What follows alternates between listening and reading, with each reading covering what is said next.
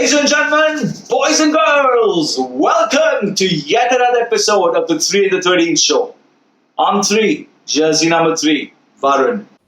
And I am 13, jersey number 13, Raghav.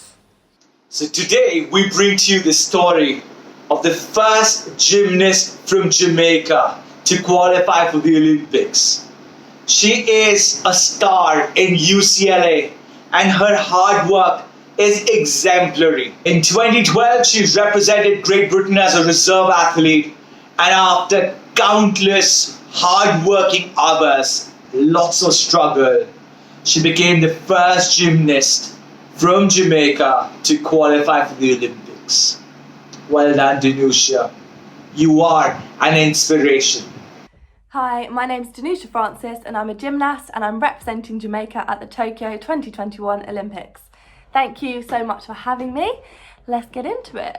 Our first question is, please tell us about your childhood and when is it that you developed interest for gymnastics?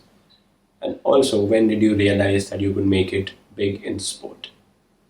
During my childhood, how I started gymnastics was just to burn off energy. Me and my siblings are back-to-back in age, so there's 3 of us and my sister's a year older and my brother's a year younger, so a lot of energy for my mum. We have an older brother as well, but just the 3 of us back-to-back in age, so that was a lot of energy for her to handle.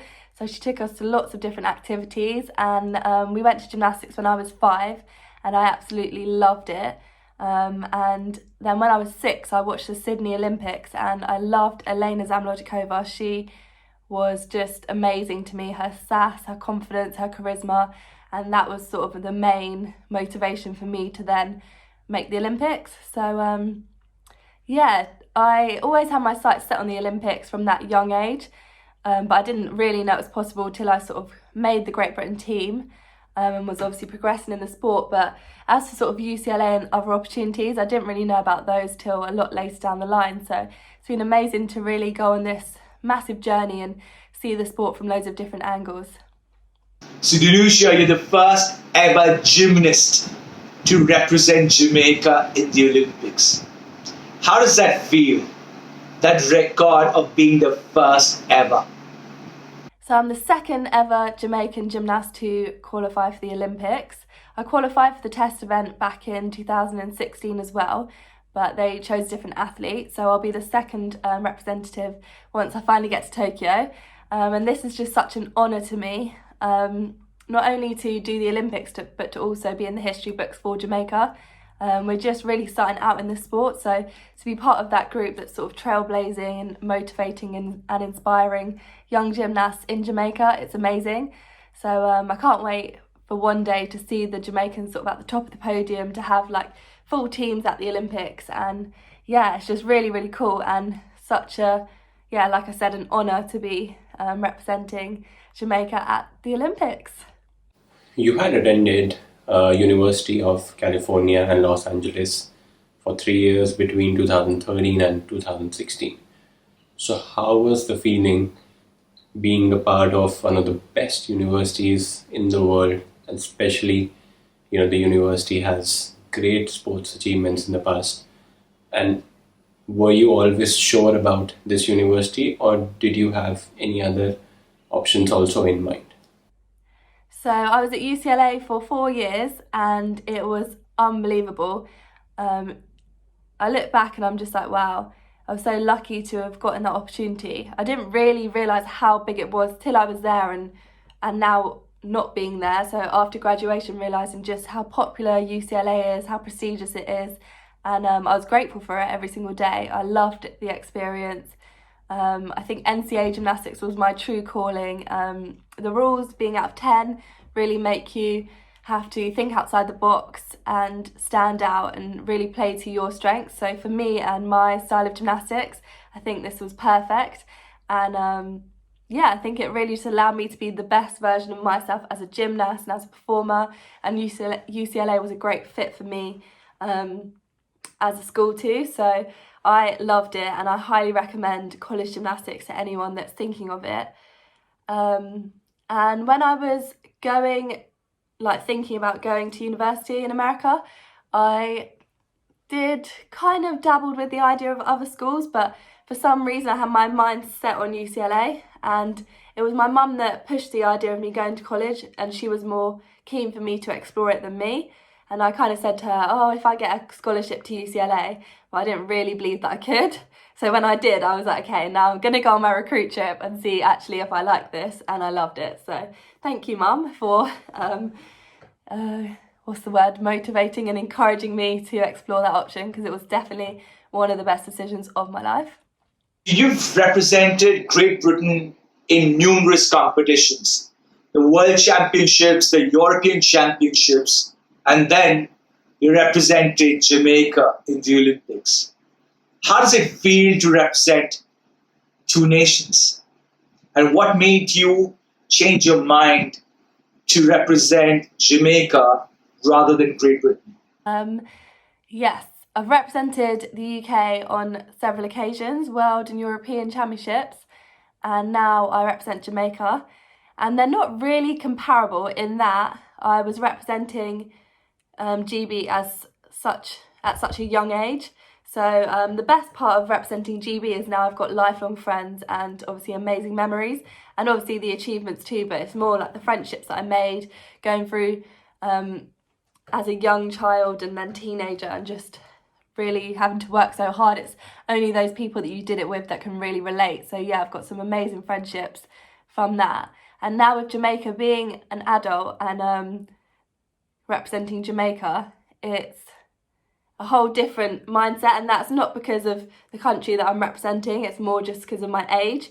But the reason I switched to Jamaica was at UCLA, it was quite difficult to continue to compete for GB, having to go to squads or do trials, which obviously part of being a member of Team GB. So with Jamaica being up and coming, it was something that I could balance with being at college. So I'm a huge Usain Bolt fan. I am half Polish and half Jamaican, so I did explore both these options. But when I found out there was a chance I could be on Usain Bolt's team, I definitely was excited for the opportunity. And then also just knowing that it's at the beginning stages in Jamaica, gymnastics is just starting to grow there. So to be a part of that process, to also be able to pass some of my knowledge down and hopefully inspire young children was also something that really motivated me to want to be a part of Team Jamaica. Has the postponement of the Olympics made it more difficult for you in terms of your training, your daily plans, your diet, everything?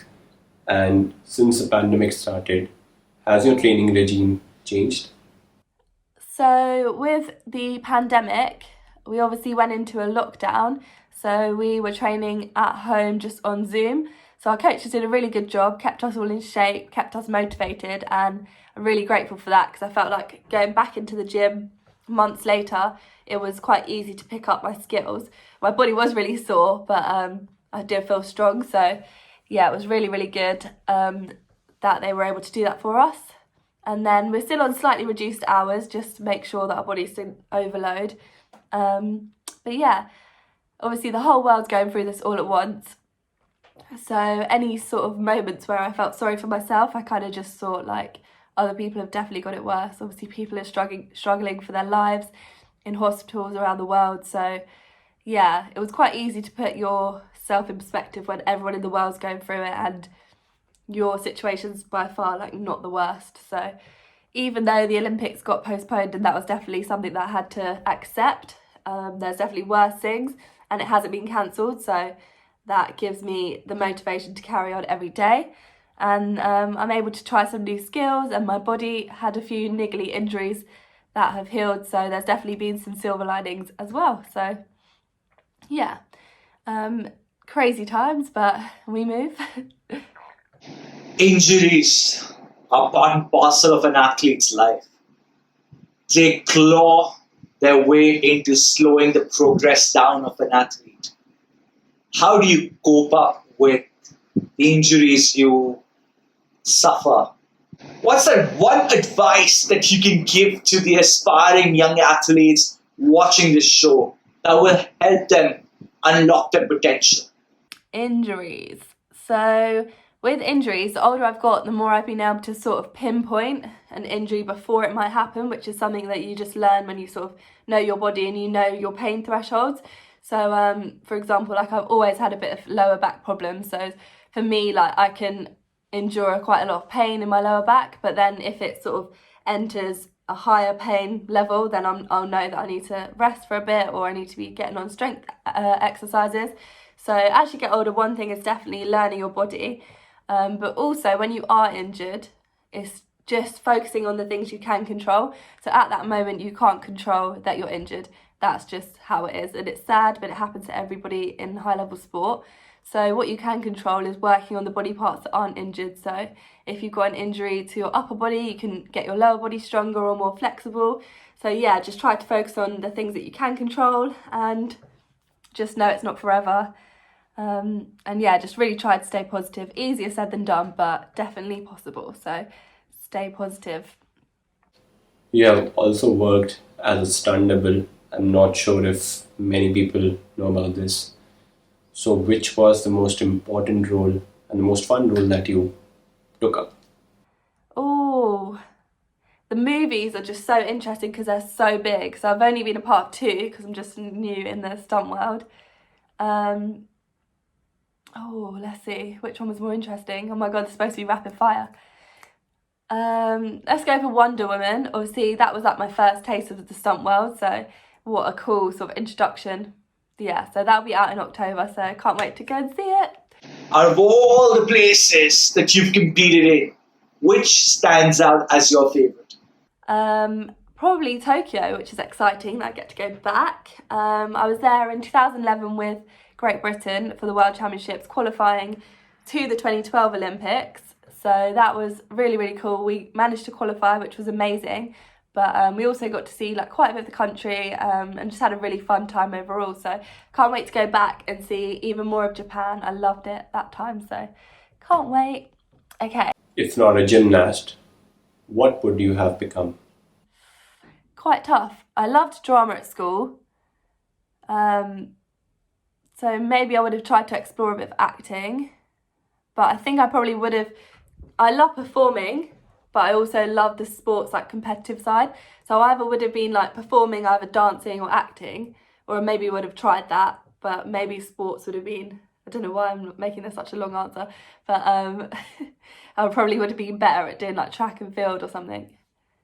But probably, yeah, let's say I probably would have done dancing as a hobby, but maybe like track and field as like a competitive sport. There we go. Out of all the sporting achievements in your career, which one stands out? The most special one. The most special one has to be qualifying for Tokyo. It's just been such a long journey for me since the age of 6, seeing Elena Zamolodchikova at the 2000 Olympics to finally 2019 Worlds, making that dream come true. So 19 years of dreaming of becoming an Olympian, so finally qualifying. So let's, fingers crossed, Tokyo goes ahead. Which team was better for your development? UCLA Bruins or Heathrow Gymnastics? Ooh, that's quite hard. When I hear the word development, I think of childhood, so then I want to say Heathrow, but I think, and I've obviously been there a lot more years. So I'll probably say Heathrow because I've literally been there since the age of 9, so that is how many years? 17 years. So I think overall, like 17 years versus 4 years, that's a lot more development time. But UCLA in those 4 years like really just helped me to flourish. So definitely both of them have been amazing, but just for the sheer longevity of how long I've been a Heathrow honey, it's got to be Heathrow. Would you rather set a world record to your name that can never be broken or win back-to-back world championships? I think I would rather set a world record that can never be broken. Like if it can never be broken, then that means you're going to be in the history books forever and ever. And like imagine the year like 3050, they tried to break that world record. They're like, it was set by Danusia Francis in 2020. That's pretty cool. So it's going to be that one. Would you rather do balance beams or uneven bars for the rest of your life? It's got to be balance beam. Uneven bars for me is so psychological. Takes a lot of my mental strength. So balance beam would just be a lot more relaxing for me to take on for the rest of my life. So let's throw a tough one at you. Would you rather spend a day with Usain Bolt or Nastia Liukin, considering both of them are your idols? Okay, they are my two idols, so this is a tough question. I think with Nastia, we could have a really fun, girly day. She's really into fashion, and I would ask her a lot of cool questions about her career and stuff like that. With Usain Bolt, I've been lucky enough to go to his birthday party once and had the best time. And I think he could also just show me more cool spots around Jamaica. So I'm going to choose Usain Bolt, a day in Jamaica where he just shows me around and to all the cool secret spots. And obviously he's a VIP there, like a VV VIP. So he can take me on the very cool tour of Jamaica. Yeah, it's got to be that. Sorry, Nastia. I'd love to spend a day with you, but Usain Bolt is the chosen one for that question. Thank you so much, and massive shout out to any of my fans in India. I feel honoured to be on a show there. I just thought it was really cool when I got the request. So yeah, thank you so much to the 3 and 13 show for having me, and I'll see you again hopefully. There you have it. For all of us to be inspired, another story of inspiration. We shall get back to you next week with yet another story. For all of us at the 3 and the 13 show, you all be safe.